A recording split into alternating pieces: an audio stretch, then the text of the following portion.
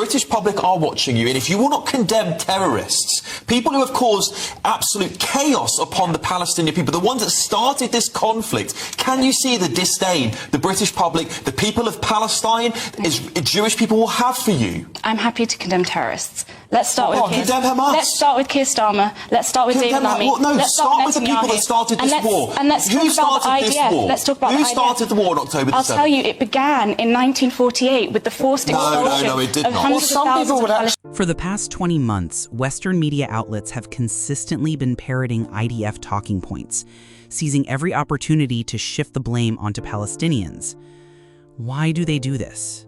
Why does Western media, with its vast resources and global reach, so often obscure the truth about war crimes in Gaza, sanitizing narratives and shielding war criminals from accountability?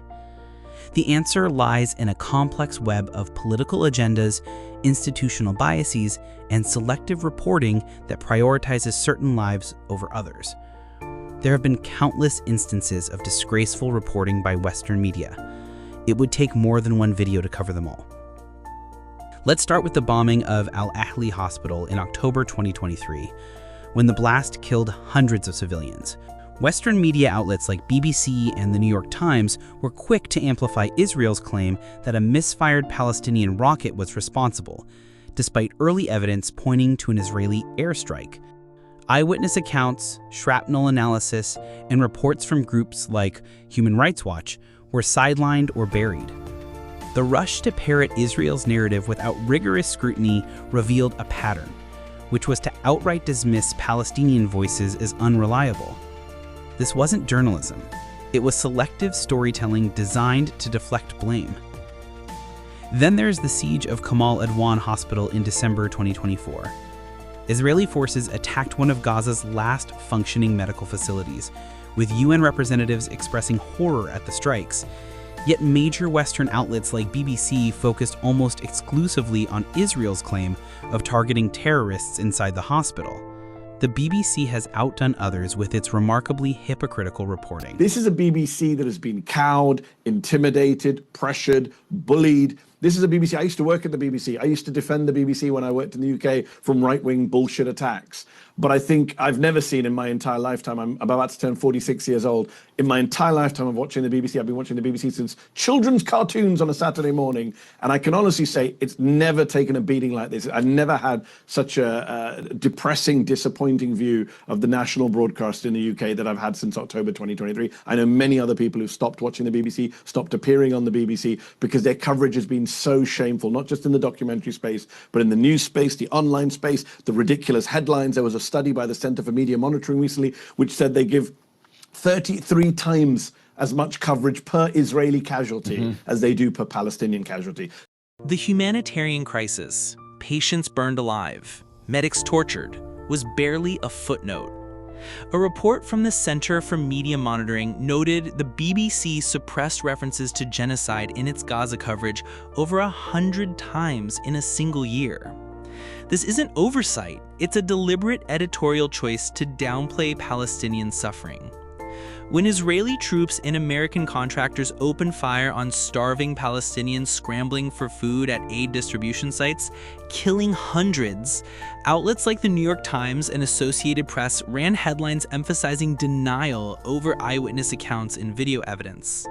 The Washington Post later confirmed American contractors used live ammunition and stun grenades, yet this bombshell was barely a ripple in mainstream coverage. Instead, the narrative shifted to Hamas allegedly stealing aid, a claim pushed without verification by the U.S. Embassy in Jerusalem. This double standard, peddling unverified Israeli assertions while ignoring documented Palestinian deaths, is textbook hypocrisy.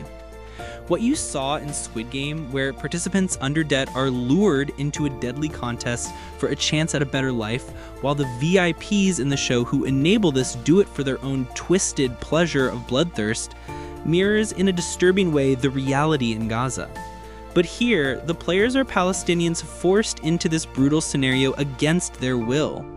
The violence serves to fulfill the apocalyptic fantasies of Christian Zionists, all bankrolled by ultra-wealthy Zionist billionaires like Miriam Adelson, who continue to fund the pursuit of the absurd, religiously driven goal of a greater Israel.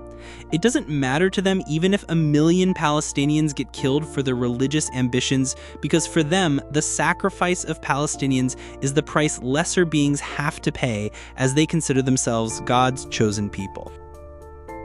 The question isn't just why they do this, it's how long we let them get away with it. They don't hide it anymore. When Israel attacked Iran, headlines like, "Do the Iranians dare revolt?"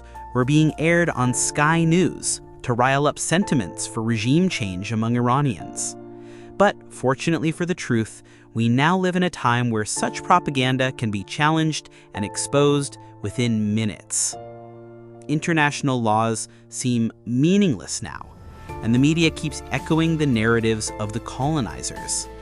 We are truly living through dark times. I felt compelled to speak out against the media's hypocrisy.